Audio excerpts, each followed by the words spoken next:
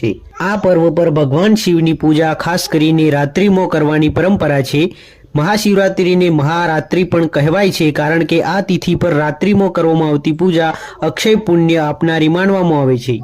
શિવ પુરાણમાં લખ્યું છે કે જૂના સમયમાં મહામાસના કૃષ્ણ પક્ષની 13 તિથિની રાત્રિએ ભગવાન શિવ શિવલિંગના રૂપમાં પ્રગટ થયા હતા। તે સમયે બ્રહ્મા અને વિષ્ણુ વચ્ચે વિવાદ ચાલી રહ્યો હતો। બંને દેવતાઓ પોતાને શ્રેષ્ઠ ગણાવી રહ્યા હતા। આ વિવાદને શાંત કરાવવા માટે ભગવાન શિવ શિવલિંગના રૂપમાં પ્રગટ થયા અને આ બંને દેવતાઓને પોતાની મહિમા જણાવી હતી। જ્યારે શિવલિંગ પ્રગટ થયું ત્યારે ભગવાન શિવે આકાશવાણી દ્વારા કહ્યું હતું કે જે ભક્ત વદ 13ની રાત્રિએ જાગીને શિવલિંગનું પૂજન કરશે તેને વિશેષ કૃપા પ્રાપ્ત થશે। આ જ કારણથી મહાશિવરાત્રિની રાત્રિએ જાગરણ કરવા અને શિવ પૂજા કરવાનું વિશેષ મહત્વ જણાવવામાં આવ્યું છે।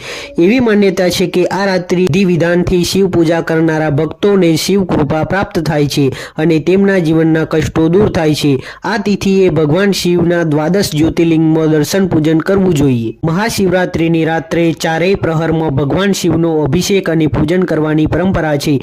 ભક્તો દૂધ, દહીં, ઘી, મધ, ગંગાજળ અને બીલીપત્રથી શિવલિંગનો અભિષેક કરે છે। ઓમ નમઃ શિવાય મંત્રનો જાપ કરે છે। શિવલિંગનું ધ્યાન કરે છે। આખી રાત જાગીને ભગવાનની કથાઓ વાંચવામાં અને સાંભળવામાં આવે છે। એવી માન્યતા છે કે મહાશિવરાત્રિની રાત્રે ભગવાન શિવ અને માતા પાર્વતી પૃથ્વીનું ભ્રમણ કરે છે। તેઓ પોતાના ભક્તોની ભક્તિ અને શ્રદ્ધા જુએ છે અને સાચા મનથી પૂજા કરનારાઓને આશીર્વાદ આપે છે। આ જ વિશ્વાસને કારણે શ્રદ્ધાળુઓ આ રાત્રે ઉપવાસ કરે છે, મંદિરોમાં પૂજા કરે છે અને મંત્રોનો જાપ કરે છે।